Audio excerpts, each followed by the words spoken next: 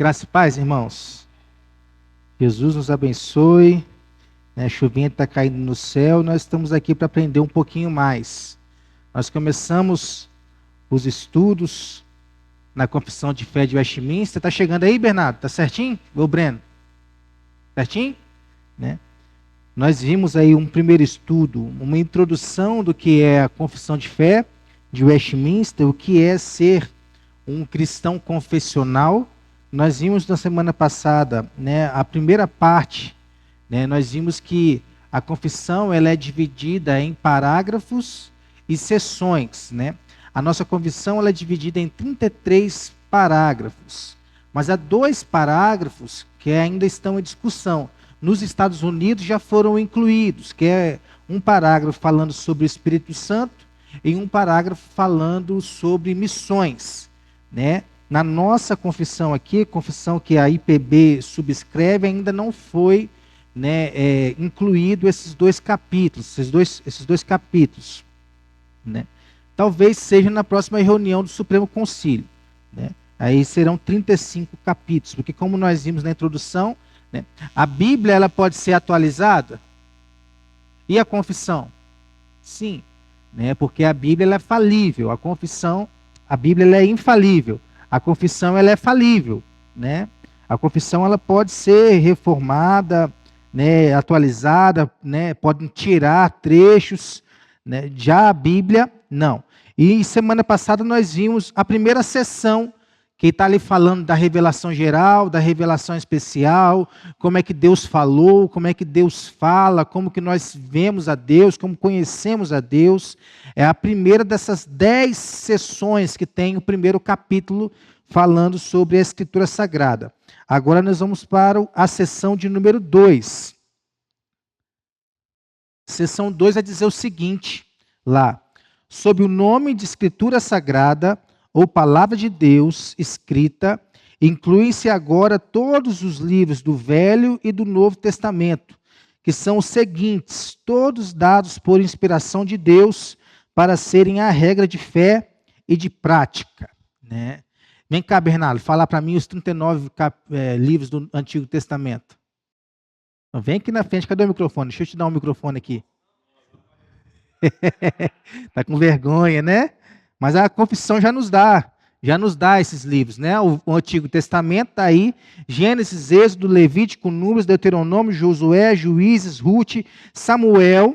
Não é desse jeito, não foi escrito desse jeito, 1º e 2 Samuel, era um livro só, assim como 1º e 2 Reis, 1º e 2 Crônicas, Esdras, Neemias, Esté, Jó, Salmos, Provérbios, Eclesiastes, Cântico dos Cânticos, Isaías, Jeremias, Lamentações de Jeremias, Ezequiel, Daniel, Oséias, Joel, Amós, Obadias, Jonas, Miqueias, Naum, Abacuque, Sofonias, Ageu, Zacarias e Malaquias. Para a gente poder aprender, você vai lá no YouTube e coloca, né, a música do Diante do Trono. Diante do Trono, da Ana Paula Valadão, que você vai aprender lá facinho. Você ouviu 3 vezes, você já grava. E o Novo Testamento diz lá a confissão, né? Mateus, Marcos, Lucas, João, Atos, Romanos, Coríntios, Gálatas, Efésios, Filipenses, Colossenses, Tessalonicenses, Timóteo, Tito, Filemão, Hebreus, Tiago, Pedro, João, Judas e Apocalipse. Dividiu por uma forma mais didática de se ler. Né? A Bíblia foi escrita num jeito só. Né? E aí lá nos anos já 1800 alguma coisa, né, um francês, ele dividiu em capítulos e versículos para poder ficar melhor a forma de se ler a Bíblia. Então ela não foi escrita desse jeitinho, que nós temos para se orientar na melhor compreensão. Mesma forma, era um livro só que foi dividido em 2 ou 3 partes.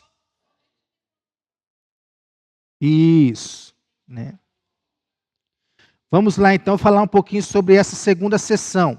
Né? Ela a Escritura toma forma de uma pequena biblioteca. Então, a Bíblia é isso. A Bíblia é uma pequena biblioteca. Né? Lá no seminário, a primeira vez que a gente vai pregar, a gente prega no templo, lá para todo mundo ver, né? E ouvir. E aí chegou uma vez um menino lá, né? Chegou para abrir a Bíblia. Irmãos, Vamos abrir agora a Biblioteca do Espírito Santo. Né? Lógico que depois, nos comentários dos professores, ele tomou uma, porque ele falou a Biblioteca do Espírito Santo. Né? Oi? Quis inovar, acabou se dando mal. Né? E essa grande, mas realmente é uma biblioteca do Espírito Santo. Né? E dentro dessa grande biblioteca, ela tem duas grandes divisões, né? que se chamam Antigo e Novo Testamento. O Antigo Testamento é escrito antes do nascimento de Cristo e o Novo Testamento após o nascimento de Cristo. Então a Bíblia, ela não está organizada, né, em ordem como foi escrita. O primeiro livro, logicamente, é Gênesis, mas os outros livros não. Se você for lá no aplicativo YouVersion da Bíblia, você vai ter a possibilidade de ler a Bíblia na ordem cronológica. Né? Os livros eles foram escritos em rolos, em papiros, né? E eles são organizados aqui na nossa Bíblia, né, em gêneros literários. Não é por tempo de escrita e nem por importância de escrita, mas é por gêneros literários. Né? Dentro desses gêneros literários, por exemplo, o Antigo Testamento ele começa com o Pentateuco. Penta vem de 5. O Brasil ele é penta, campeão mundial. Ele é 5 vezes campeão mundial. Né? Então, penta vem de 5. Né? Esses 5 livros quais são? Gênesis, Êxodo, Levítico, Números e Deuteronômio. É a origem do povo de Deus. Né? Gênesis ali um pouquinho é anterior a Moisés, mas foi Moisés quem escreveu, né? Narra a história da origem, o começo, o início do povo de Deus a partir de Abraão, Isaac, Jacó, José, de onde vem Jacó, de onde vem as 12 tribos, né, de Israel. Jacó, seu segundo nome era Israel, vem José, né, e vai indo por toda a história, chega Moisés liberta o povo do Egito, e Deuteronômio acaba ali quando? Oi? Com a morte de Moisés. Então isso é o quê? Havia uma promessa para eles. Qual que era a promessa? Entrar na terra prometida. Deuteronômio acaba, e eles entraram ou não entraram? Né? Não entraram na terra prometida. Então, Deuteronômio acabou ali quase chegando, né? Quase chegando do outro lado do Jordão. Aí, depois desse Pentateuco, vem os livros históricos, que conta a história do povo de Israel, que aí vai de Juízes até Neemias.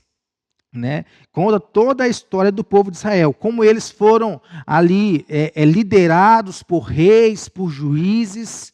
A história foi se desenvolvendo. Depois vem os livros poéticos, que vai aí de Jó até Cântico dos Cânticos, né? Ou Cantares, como alguns outros chamam, né? Que são poesias do povo de Israel. Né? São figuras de linguagem da língua hebraica. A língua hebraica ela trabalha muito com a poesia hebraica.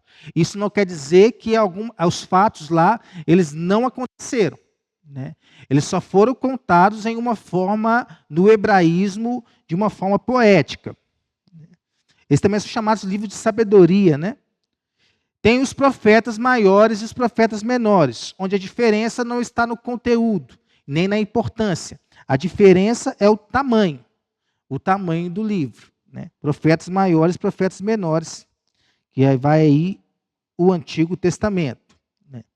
E o Novo Testamento, elas foram escritas iguais ao Antigo Testamento, né? Mas com propósitos diferentes e em épocas diferentes. A Bíblia, então, é um número total de livros que são inspirados por Deus e estão preservados para a igreja dele. Toda a Bíblia, ela foi sendo desenvolvida. Por quê? Chegava lá em um certo lugar, o que eles faziam nesse certo lugar? Escreviam para poder compartilhar. Porque a duração, se não me engano, de um papiro era entre 30 a 40 dias. Então, para a mensagem não se perder, tinha que se tá ali escrever para poder compartilhar. E assim foi acontecendo. Né? Por essa razão, bem fazemos em ouvir a advertência no final do livro de Apocalipse. Qual que é a advertência que está lá? Ó, eu, a todo aquele que ouve as palavras da profecia deste livro, testifico, se alguém lhes fizer qualquer acréscimo, Deus lhe acrescentará os flagelos escritos neste livro. E se alguém tirar qualquer coisa das palavras do livro dessa profecia, Deus tirará sua parte da árvore da vida, da cidade santa e das coisas que se acham escritas neste livro. Porque, como nós vimos semana passada, a revelação especial, ela já nos foi dada. E ela foi fechada. Né? Então, não há como acrescentar nem tirar. Porque se eu acrescento, eu estou admitindo o quê? Uma nova revelação. E se eu admito uma nova revelação, isso quer dizer o quê? Que a Bíblia ela não é um livro inerrante, infalível e completo. Porque eu tenho que acrescentar algo. Né? A mesma coisa se eu for tirar algo.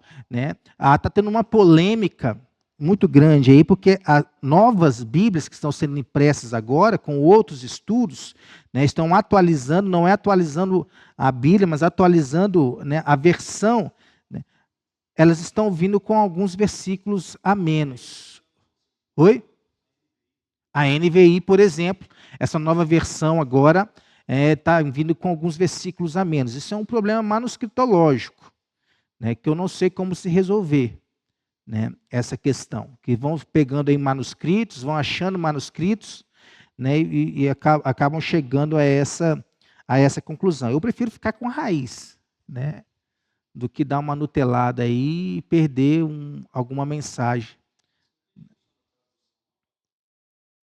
Então, eles pegam manuscritos e traduzem, né, é questão de tradução, de manuscritologia. Né. Manuscritologia foi para mim uma das matérias mais difíceis do seminário, né? Que é muita coisa que você acha, muita coisa está sendo achado novo, né? Aí nas escavações que vão fazendo, os arqueólogos, né? Então é uma matéria muito difícil para a gente poder criar um juízo de valor, né? Mas para quem não conhece, né, aí pega aí de qualquer forma, faz uma generalização. Estão tirando textos bíblicos, é para poder se amoldar, né, a Bíblia se amoldar ao mundo, à cultura, entre outras coisas, né? Perder a mensagem, né? Então vem aí falando sobre a Bíblia. Agora nós vamos para a seção 3. O que diz lá a seção número 3? Os livros, geralmente chamados apócrifos, não sendo de inspiração divina, não fazem parte do cânon da Escritura.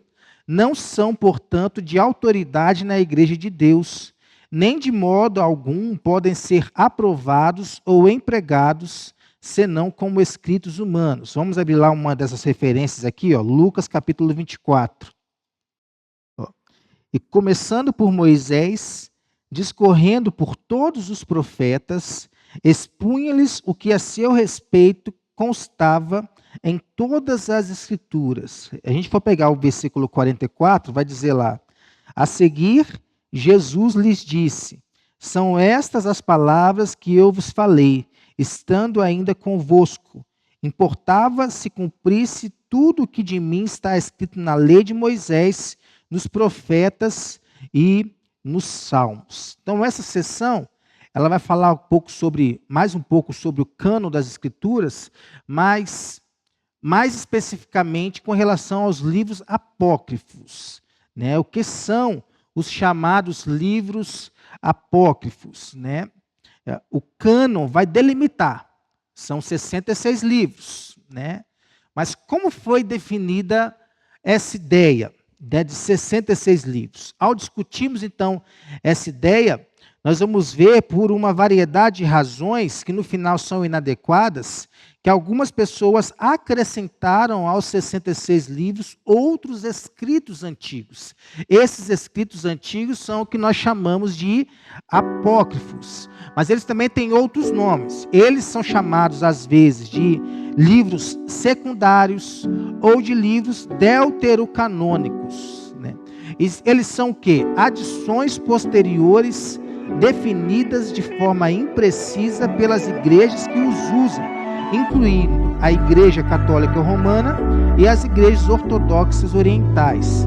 Estes livros apócrifos secundários ou deuterocanônicos não fazem parte dos escritos de Moisés, dos profetas, salmos, conforme nós vimos aqui no Evangelho de Lucas, né? Então, eles não fazem parte do cânon da Bíblia, né? O que acontece com ele? Eles não são partes dos oráculos de Deus. Oráculos de Deus era o nome que Paulo usava para descrever o Antigo Testamento. Ele usa isso, por exemplo, na sua carta aos Romanos. Todos os livros, esses livros apócrifos, eles não fazem parte do Novo Testamento. Porque quando o Novo Testamento foi escrito ali, começou-se a história do Novo Testamento, esses livros eles já tinham sido escritos. E o cânon do Antigo Testamento já tinha sido fechado.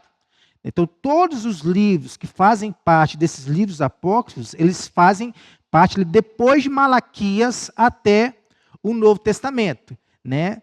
Eles foram escritos nessa época do tempo. Pois é, mas por que eu falei que é difícil a gente criar um juízo de valor? Porque a gente não analisou os manuscritos. Então, sem analisar os manuscritos, nós não podemos dar um juízo de valor se é ou se não é dessa forma que você está falando. Por isso, sim, por isso que eu estou falando que eu prefiro ficar com a Bíblia raiz do que pegar uma nova versão dessas aí, né? Então, é essa outra coisa que nós temos que analisar, né? De repente diminuiu os versículos, mas a mensagem está lá, né? Só diminuiu o número. De repente está lá contando a mesma coisa, só não está de uma forma que nós já conhecemos. Temos que ver isso aí também. É isso que nós temos que analisar. Eu não parei para ler ainda essa Bíblia para poder tirar essas conclusões. Por isso que eu estou dizendo que é difícil tirar fazer um juízo de valor. Pode haver. Isso, com certeza. O fato também é que isso é uma questão de fé, né? Nós cremos na Bíblia. Nós cremos que o que Deus se revelou, o que Ele quer que a gente saiba sobre Ele, está escrito aqui. Às vezes não são erros de português, né? Que o português ele tem atualizações, né? Às vezes não é um erro. Mas deixa eu te contar um segredo. Você não conta para ninguém, não. Os originais são chamados de autógrafos. Eles não existem mais. Tudo dentro da manuscritologia que nós temos são escritos, não são os originais. O original já se perdeu. Sim, também entendi. Mas no final disso tudo, o que conta para nós que cremos? A fé. A oral, né? E é o que nós vamos entrar aqui agora, né? Que é o conceito de autoridade. Autoridade de quem? Né? Por exemplo, né? De quem é a primazia, por exemplo, na Igreja Católica? Né? Temos primeiro a Igreja, Papa e a tradição da Igreja. Depois vem quem? A Bíblia. Que, por exemplo, o que é maior? A tradição da Igreja ou a Bíblia lá? É a tradição da Igreja. Porque dentro desse conceito de autoridade, os católicos creem que a Igreja está lá, ela tem autoridade para dizer qual livro é inspirado e qual não é. Né? Isso. Então, então, nesse contexto, né, a Bíblia nasce da Igreja. Né? A palavra de Deus nasce da Igreja. Né? Então, isso está errado. Não é a Igreja que detém esse direito de dizer sobre qual poder foi criado o cânon. E para nós, somos protestantes. Né? Para o protestante, o livro por si tinha autoridade. Como eu falei, quando a história do Novo Testamento começou-se, já tinha se fechado o Antigo Testamento. Né? Por quê? Quando se chegava a mensagem do Antigo Testamento, o povo já recebia como sendo o quê? Mensagem de Deus. Quando, por exemplo, no Antigo Testamento nós temos lá, assim diz o Senhor, o povo já recebia como essa mensagem vindo de quem? Do profeta ou de Deus? De Deus. É Deus falando. Então não se teve dificuldade para poder se fechar o trono. Então o livro por si, ele tinha autoridade. Né? Então a igreja É a igreja que nasce do livro, não é o livro que nasce da igreja. É a Bíblia que tem autoridade. A igreja nasce do livro, não o livro da igreja. O Antigo Testamento já existia quando Jesus encarnou, porque as pessoas já recebiam como mensagem de Deus. Quando Moisés subiu no Monte Sinai, e ali nós temos o primeiro tablet da história, né? Ele recebeu ali os 10 mandamentos, né? Quando ele desceu do monte, né, e mostrou aquela mensagem para aquele povo, os mandamentos ao povo, vocês acham que o povo ficou discutindo? Ah, essa aqui eu concordo, essa aqui eu não concordo, essa aqui é para isso. Não, o povo já recebeu aqueles mandamentos como uma mensagem vindo da parte de Deus. Então não se teve dificuldade em se fechar o cânon do Antigo Testamento, né? No Novo Testamento já se teve alguns outros critérios para poder fechar-se o cânon, né? Mas no final era tudo questão, né, de fé, né? Porque à medida que foi se falando as histórias, as pessoas já recebiam como palavra de Deus. A gente pega aqui, por exemplo, Moisés escrevendo as palavras do livro da lei e o povo ia aceitando porque Moisés falava em nome de Deus. Essa era uma das premissas para no Novo Testamento o livro ser aceito. Quem foi que escreveu? Foi o Walter. Quem é o Walter na fila do pão? O Walter, ele andou com Deus, com Jesus. O Walter era um discípulo de Jesus. O Walter plantou igrejas. O Walter fez isso. Então, baseado em quem a pessoa era e como ela testemunhava de Jesus, os livros eles eram aceitos. O Walter foi lá na cidade do Rubens, na Rubenslândia, e abriu a primeira igreja, né, presbiteriana da Rubenslândia. Ele que plantou essa igreja. Depois ele deixou lá uma liderança fundada, como Paulo fazia, né, foi embora e depois mandou uma carta para os rubelenses. Né? Oi? Mandou uma carta para os rubelenses. Quem foi que escreveu? Aí chegava lá os crentes da igreja presbiteriana da Rubelândia lá, analisavam toda a carta, que Paulo estava falando. Paulo citava ali, por exemplo, o Antigo Testamento. O Walter citava o Antigo Testamento. Eles iam lá no Antigo Testamento, porque eles já tinham o Antigo Testamento. Iam lá conferir, se a história batia uma com a outra. Isso na teologia se chama analogia da fé. O que é analogia da fé? É a Bíblia interpretando a própria Bíblia. Nós temos aqui as referências bíblicas. E isso é para a gente poder fazer analogia da fé, interpretar a Bíblia com a própria Bíblia. Aí está tudo batendo, está tudo certinho. A igreja ali, presbiteriana da Rubelândia, definia então aquela carta como parte do cânon. É um processo diferente do Antigo Testamento. Por exemplo. Vamos abrir lá, para a gente poder entender um pouquinho como se fazia isso. Josué capítulo 1. Eu acho que eu falei lá no começo de Juízes a Neemias, mas de Josué. Nós sabemos como se deu o final da história lá, de Moisés. Moisés morreu. Moisés não entrou na terra prometida. Por que ele não entrou na terra prometida? Era para ele falar. Ele bateu. Então o versículo 12 aqui vai dizer: Moisés, meu servo, é morto. Dispõe-te agora para este Jordão, tu e todo este povo, a terra que eu dou aos filhos de Israel. É o Senhor falando aqui com Josué, filho de Num, sucessor agora então de Moisés. Qual é a ordem de Moisés, de Deus para Josué? Versículo 6.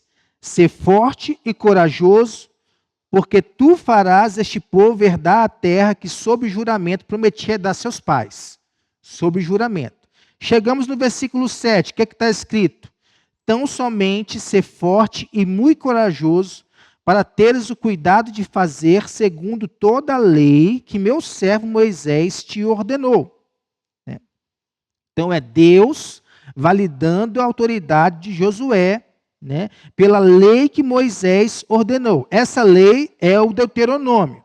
né? Dela não te desvies nem para a direita, nem para a esquerda, para que sejas bem-sucedido por onde quer que andares. Então tinha um preceito aqui para Josué. Para ele ser bem-sucedido, o que ele tinha que fazer? Né? Obedecer, né? Fazer segundo o que estava escrito toda a lei. A gente vai para o versículo 8, o que está escrito lá? Não cesses de falar deste livro da lei. Antes, medita nele dia e noite, para que tenhas cuidado de fazer segundo tudo quanto nele está escrito. Então farás prosperar o teu caminho e serás bem-sucedido. Deus está dando aqui para Josué a autoridade do Pentateuco estabelecida para ele como padrão de vida, como andar diante de Deus. A fonte de autoridade desse livro aqui, então, ela é interna, porque onde que ela está?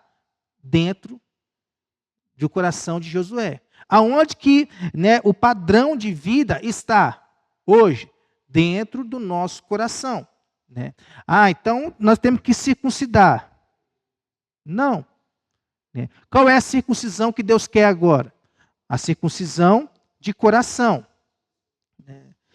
A gente pegar agora o final do livro de Josué, capítulo 24, versículo 27. Disse Josué a todo o povo: eis que esta pedra nos será testemunha, pois ouviu todas as palavras que o Senhor nos tem dito. Portanto, será testemunha contra vós outros, para que não mentais a vosso Deus. Que pedra é essa? A pedra onde estava escrita a lei de Deus. Versículo 26 vai nos dizer. Então, Josué escreveu sobre aquela pedra, e aquela pedra virou a norma de vida daquele povo.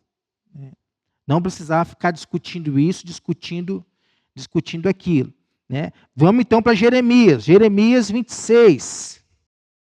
Miqueias, o morastita, profetizou nos dias de Ezequias, rei de Judá, e falou a todo o povo de Judá, dizendo: assim diz o Senhor dos Exércitos: Sião será lavrada como um campo, Jerusalém se tornará em montões de ruínas, e o monte do templo numa colina coberta de mato. Quem é que Jeremias está citando aqui? Miqueias. E Miqueias está falando em nome de quem? Em nome de Deus. Né? Até porque eles levavam a sério. Né? Tomar o nome do Senhor em vão era um pecado. Né? Com consequências. Né? Hoje nós já não temos as mesmas consequências. Né? Nós tomamos o nome do Senhor em vão algumas vezes. Né? Daniel, capítulo 9, versículo 2. No primeiro ano do seu reinado, eu, Daniel, entendi pelos livros que o número de anos de que falara o Senhor ao profeta Jeremias, que haviam de durar as assolações de Jerusalém, eram de 70 anos. Né? Então ele usa aqui o livro de Jeremias para poder ter ali a sua resposta quanto à duração das assolações de Jerusalém. Esse livro era o quê para ele? Palavra de Deus. Os livros apócrifos, né, eles estão localizados, fiz esquecendo de passar ali, né? Eles estão localizados na Bíblia católica, lá no Antigo Testamento. Foi escrito em grego, né, após Malaquias, e traduzidos na Biblioteca de Alexandre. Foram colocados lá na Biblioteca de Alexandre. E como que eles foram colocados lá? Eles foram colocados como os livros à parte de sabedoria. Até que no século XVI, a Igreja Católica registrou eles como palavra de Deus. Por quê? Uma das causas era que ele registrava a venda de indulgências, que era o quê? A grande doutrina da Igreja Católica naquela época. Tá vendo como eles queriam, né, que as coisas batessem? Né? Então a Igreja Católica criou o Concílio de Trento, de 1545 a 1563, foi esse concílio, e ali eles registraram esses livros apócrifos como parte do cânon da Bíblia. em dogmas, em tradição, né? Então, os apócrifos não fazem parte do cânon dos judeus, por exemplo. Porque, como eu disse, quando Jesus ele veio, quando a história do Novo Testamento começou ali, né, eles já existiam. E o próprio Jesus nunca falou deles. Se a gente for fazer analogia da fé entre os livros apócrifos, que são 12, se não me engano, e os outros livros, não vão bater a história, né? Os fatos, eles não batem um com o outro. Portanto, os livros são registros históricos, né? Tanto que, como diz a confissão, nós podemos ler? Podemos. Eles só não fazem parte para nós de um princípio de vida. Nós não vamos basear a nossa vida naqueles livros, porque eles não fazem parte do cânon. Mas como escrito humano, nós podemos ler. Assim como podemos ler a Torá, podemos ler os escritos de Ellen White, qualquer outro, né? Então, eles não fazem parte do cânon porque eles não são inspirados. Por exemplo, eles não faziam parte das escrituras hebraicas. Eles eram rejeitados pelos judeus, né, que eram ali guardiões fervorosos do Antigo Testamento, né? Eles têm dificuldades internas em diversos livros, né? Se eu não me engano, acho que é o livro de Macabeus, né? O autor, ele se desculpa se por acaso ele errou em alguma fala dele, em alguma história, né? Então, eles só podem ser usados como escritos humanos. Eu nunca parei para ler eles, não, mas vou pegar um dia para poder. Justamente, ele aconteceu durante o período da Guerra dos Macabeus lá, né? Então, nós vimos que o Concílio de Trento ele foi escrito, né, ali, ele foi feito ali, uma parte junto com a Confissão de Fé, no mesmo tempo, só que em outro lugar da história, né? A Confissão de Fé foi 1543 a 1549, né? Só que quando a Confissão de Fé ela foi escrita, né, já existia a Confissão Anglicana, por exemplo, os 39 artigos da Inglaterra, da Igreja Anglicana, né, que era validada como elemento de prática, né? Mas, como a Confissão diz, não é doutrina. E se não é doutrina, não vale como elemento de prática, porque é meramente algo da mente do homem. No Novo Testamento, o processo do cânon é basicamente o mesmo. Os próprios autores narram como palavra de Deus. Vamos abrir lá em Gálatas, capítulo 1, por exemplo. Versículo 8. Mas, ainda que nós, ou mesmo um anjo, vindo do céu, vos pregue o evangelho, que vá além do que vos temos pregado, seja ele anátema, maldito. E vamos dizer lá, né, o Walter poderia ser assim, o homem mais piedoso na terra, mais, né, cheio de sabedoria na terra. Ele escreveu lá para a igreja presbiteriana de Rubelândia lá. Só que os rubelenses, né, eles viram ali alguns conflitos no conteúdo, né, e não julgaram esse livro como algo vindo de Deus. Como que eles iriam chamar o Walter? Maldito, anátema, porque o Walter estava enviando para eles um outro evangelho, algo que não vinha da parte de Deus. Mas se viesse da parte de Deus, eles iam aceitar como parte do cânon bíblico. Então, Paulo ele tem consciência que o que ele ensina tem tanta autoridade que até se eles chegarem tempos depois e falem coisas diferentes, sejam anátemas. Se vier alguma coisa diferente daquilo que eu estou falando, sejam eles malditos, anátemas. Sim, sim. Essas religiões para nós são seitas, porque a Bíblia não é suficiente. Então, alguns desses livros escondem sua verdadeira data e autoria sob nomes falsos ou títulos falsos, aqui falando dos apócrifos. Na verdade, são tantos que todo conjunto de livros adicionais geralmente é chamado de apócrifos ou coisas ocultas. Esses livros eles não trazem em si autoria divina, não fazem parte da lista do cânon das Escrituras e a confissão insiste que eles não sejam recomendados como nada além de escritos humanos antigos. Não tem validação prática para a nossa vida. Não tem doutrina para a nossa vida. Aí chegamos aqui na seção 4. Dá tempo aí, uns 10 minutinhos, dá? Né? O que diz a seção 4? A autoridade da Escritura Sagrada, razão pela qual deve ser crida e obedecida, não depende do testemunho de qualquer homem ou igreja, mas depende somente de Deus. A mesma verdade que é o seu autor tem, portanto, de ser recebida porque é palavra de Deus. Né? Como que se dava lá o recebimento da palavra, ali o fechamento do cânon antigo, quando eles recebiam a palavra, eles já criam que ela era uma palavra de Deus. Essa sessão está falando especificamente da autoridade da Bíblia, que é a autoridade suprema sobre nós. O que é que nós gostamos de falar? Não é a nossa regra, é a nossa única regra de fé. Dá essa ênfase ainda. A nossa única regra de fé e de prática. Né? E a confissão aqui nessa sessão começa com a explicação do porquê a revelação, e especialmente a revelação escrita, é necessária para o povo de Deus. Segue ela explicando que a Bíblia é única e santa porque ela é o sopro de Deus. Ela é o theopneustos, a expressão grega para inspirados. Por exemplo, lá em 2 Timóteo capítulo 3. Ela é soprada por Deus. Nessas sessões 4 e 5, a discussão se volta para a autoridade das Escrituras e a forma como os cristãos reconhecem essa autoridade. Estou fazendo o discipulado com uma adolescente que vai fazer a profissão de fé aqui no domingo, né? E eu disse para ela lá, né? Ela me deu essa resposta: a Bíblia é a minha única regra de fé e prática. Então está lá. Né? Você chega na escola, isso está acontecendo muito lá no Espírito Santo, né? Nas escolas estão tendo ali atos de culturas africanas.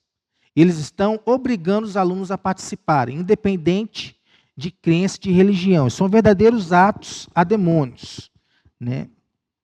Você chega lá, fulana, você vê lá que isso aí contraria a sua fé.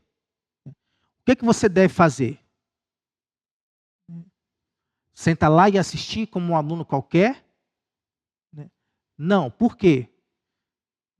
Porque minha regra de fé é a Bíblia. Então a Bíblia é o que molda a sua cosmovisão.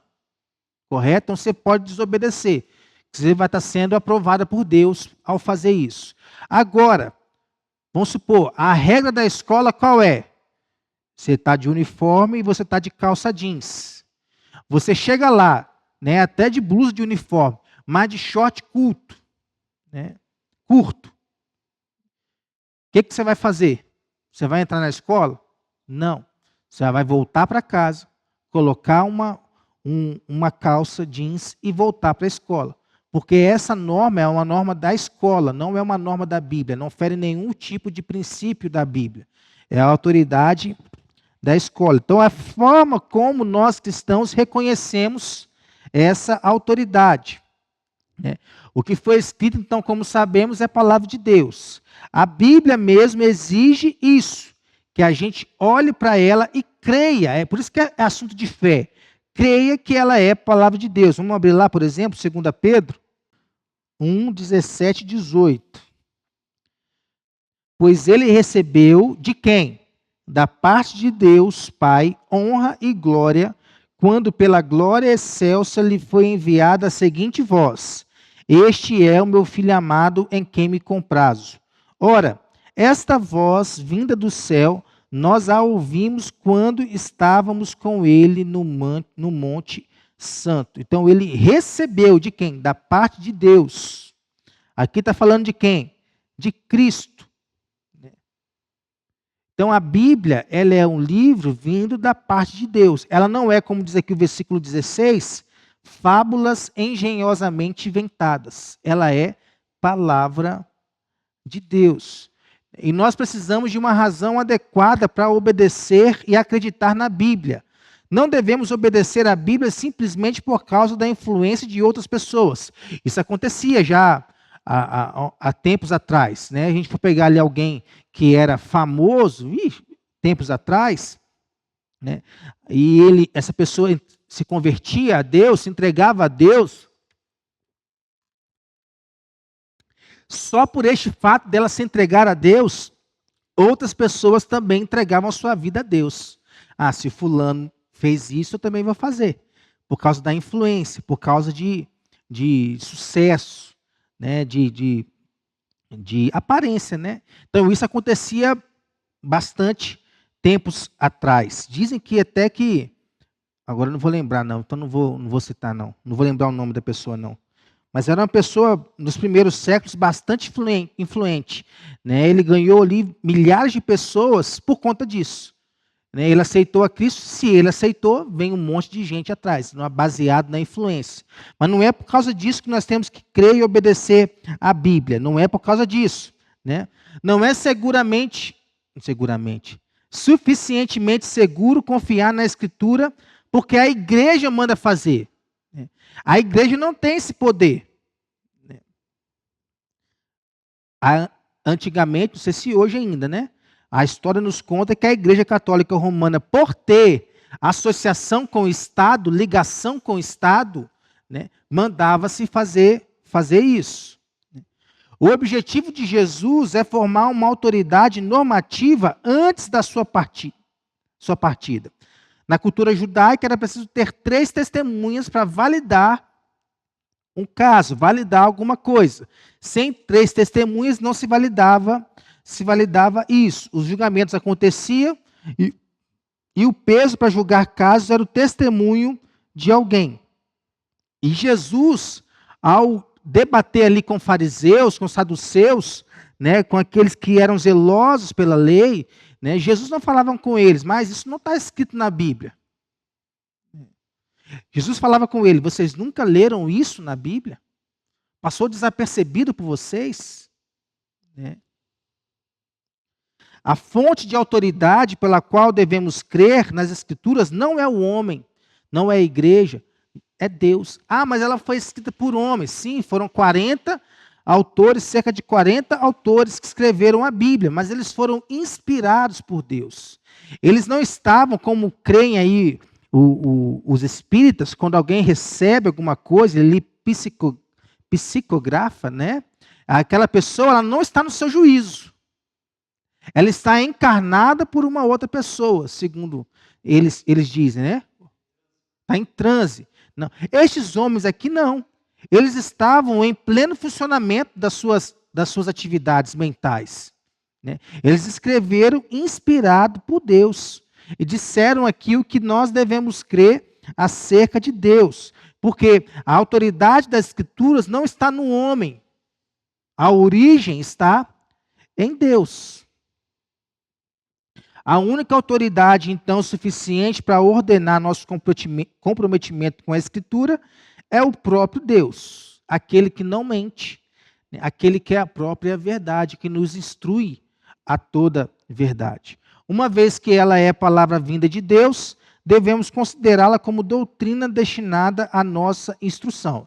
Isso sim, todos esses 66 livros são destinados à nossa instrução.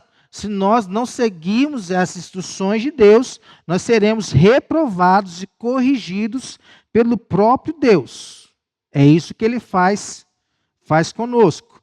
Aceitamos a palavra e o testemunho de outras pessoas, né? E como diz 1 João, se admitimos o testemunho dos homens, o testemunho de Deus é maior. Aí chegamos na sessão 5, semana que vem nós passamos por ela. Né? Alguma pergunta, alguma contribuição? Alguém quer falar alguma coisa? Não? Então vamos orar.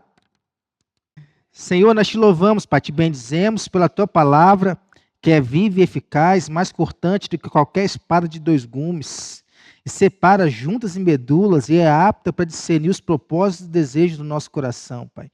Louvado seja o Senhor por ela, Pai. Não importa para nós hoje se estão fazendo isso, se estão fazendo aquilo. O que importa para nós é que cremos nela como palavra de Deus, como palavra vinda do Senhor. E vivemos as suas verdades, meu Pai. com a ajuda do Teu Espírito Santo. Que, Senhor, assim nos preserve, meu Pai. Pessoas santas buscando andar em novidade de vida, buscando andar por aquilo que a Tua palavra diz, não aquilo que homens dizem, Pai. Não aquilo que a internet, que vídeos dizem para nós, mas que aquilo que a Tua palavra nos diz. Ela que é a autoridade sobre a nossa vida, meu Pai. Nos ajude a rejeitar qualquer tipo de ensino que não venha do Senhor, que não venha da Tua palavra, que não venha da fonte, meu Pai, em nome de Jesus. Que o Senhor sempre nos dê de beber dessa fonte real e verdadeira, e que possamos sempre basear a nossa vida nela, em todo o tempo, e para a honra e glória do nome do Senhor, Pai, em nome de Jesus. Amém.